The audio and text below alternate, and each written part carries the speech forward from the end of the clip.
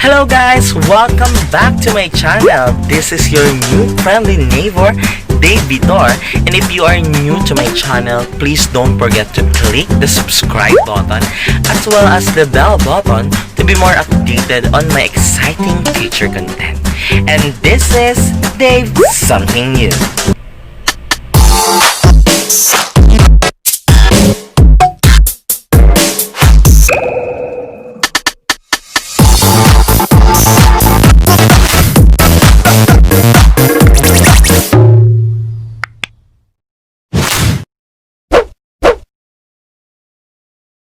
And for this episode, we will talk about the review about the new film on Netflix entitled The Voice in the Band.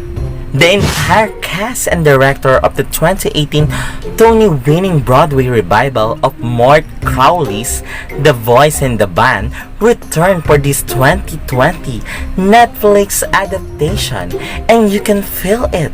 There's a quiet confidence, a mood of working, both locked in and free to be free, a commanding grasp of the material's most elliptical, complicated aspect in every frame of the film. The audience is drawn in, needing to know what happens next, needing to think and rethink every moment. Joe Mantello's work is richly captivating, accessible yet unpredictable, and likely one of the best Netflix original films yet. Michael, which plays Jim Parsons, is hosting a birthday party for a friend Harold, Zachary Quinto, making quite the entrance. Many party guests will be attending Michael's small New York City apartment. A motley crew of men with a various neuroses, played by Matt Bomer, Andrew Reynolds, Charlie Carver, and Robin DeJesus, Michael Benjamin Washington, and Zach Watkins. All of the men at this party are openly gay, except one, Alan, which plays Brian Hutchison. Michael's straight college roommate crashes the party after making a curiously emotional phone call to Michael, and his arrival kickstarts a series of revelations, admissions, and deep emotional examination.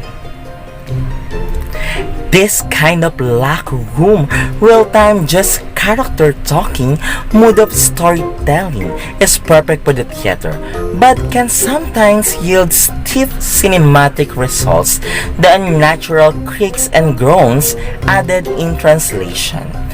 No such misstep happens in this film, with Mantello and co-writer Ned Martell satisfyingly, subtly filling in gaps for these characters. Context Ablai and editor Adrian Van Zyl, knowing exactly when and how to cut to impression lens, flashback to punch what our characters are saying. The man lancing all of these is Bill Fope, a cinematographer I praise on this movie review, and he turns in sterling work yet again, cramping his characters in a wide but compressed 2.41 frame. Pope's work gives the text exactly what it needs, orienting us with fluid camera moves, surprising us with its can and clever ensemble blocking, locking down on hard close-ups during gutting monologues, and even providing a visual joke here and there. One shot finds Harold about to pick up a phone before a rack focus reveals he's grabbing more booze instead. Mantello hasn't lost any of his directorial groove in this adaptation, only gains here. In fact, the ability of the cinematic form to narrow in a singular focus highlights visually a prominent exploration within the text. One true self versus one's projected image, especially in implicitly as it relates to being decay in the 1970s. Many major revelations, especially related to Michael, are hinged on the inner revelation that one's projected image is cracking. It's fighting with one true self. To illustrate these mirrors within frames, within the larger cinematic frame are used often. So many characters are constantly checking themselves within their mirror, adjusting their face, their hair, making sure nothing betrays their inner conflict, their fame. Pope and Mantello shoot these mirror movements cleverly and juggly, placing reflective surface and intrusive spaces where they front and center, lurking in the margin or inherently squished by their own limitations. It's a ceaselessly effective visual device, only magnified by the fact that we're experiencing all of this through the frame, and in many ways the mirror of cinema. As for the main subject of what's in this frame, the actors, my goodness gracious, these actors turns in sterling work. You can feel the experience working as an ensemble on the stage, the comfort in staying actively engaged as a listener in the background while another player gets their solo. The shining empathy radiating through their eyes. Everyone gets opportunities to shine brightly, but I'm particularly struck by De Jesus as Emory, our most performatively comfy character, whose heart beats Deep Washington as Bernard, whose transition from I'm having fun at the party to this party will ruin me is powerfully relatable. And Watkins as Hank, the most recently out straight passing and torn between all kinds of sides. These characters love each other. Well, maybe not our poor cowboy played by Carver as an endearing dummy. Even as they purposefully get under each other's skin, getting under each other's skin is how you get to the heart. How you love each other at your most raw.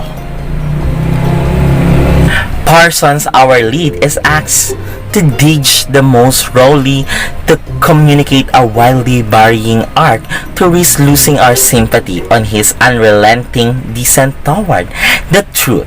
No matter who gets hurt along the way, no matter how insensitively he frames it as a game. I never seen Parsons work like this before. He weaponized his neuroses fast off the point of relatable comedy into a wild, untethered form of looting in every rejection in fascinating performance. Even if on first watch, it sometimes misses the naturally connecting dot I'd want from the screenplay, feeling abrupt, judged, and unmotivated instead. I suspect this is a feature, not a budge, of Parsons and Mantello's read on the character. And the final moments of the film, especially as they relate to Michael and Alan's self-conclusions or lack of thereof, seem to solidify this intention. The inciting incident does not center around whom you might think it does, and its resolution doesn't affect whom you might think it does. And every single member of the cast and crew is down to communicate this point with subtle efficacy, beauty, and craft, unencumbered empathy. The moment the voice in the band was over, I felt as though I needed to watch it again now that I understood more clearly the fact it was taking me down. It's a beautiful pull thing when a film can be this rich and robust, this fulfilling and nutritious, this complicated and rabble-rousing. It brings brilliant theater to the masses. Yes, but does so with the brilliant grasp of the cinematic form. It's an utterly human face of work, a celebration of our bodies, souls, and hearts, a reminding of the powers of connections and love and all its praying forms. The Voice in the Van is streaming on Netflix this coming September 30, 2020. And this is Dave Vitor leaving you with a message. God bless us all, neighbors, and keep safe. And this is Dave Something New. Goodbye.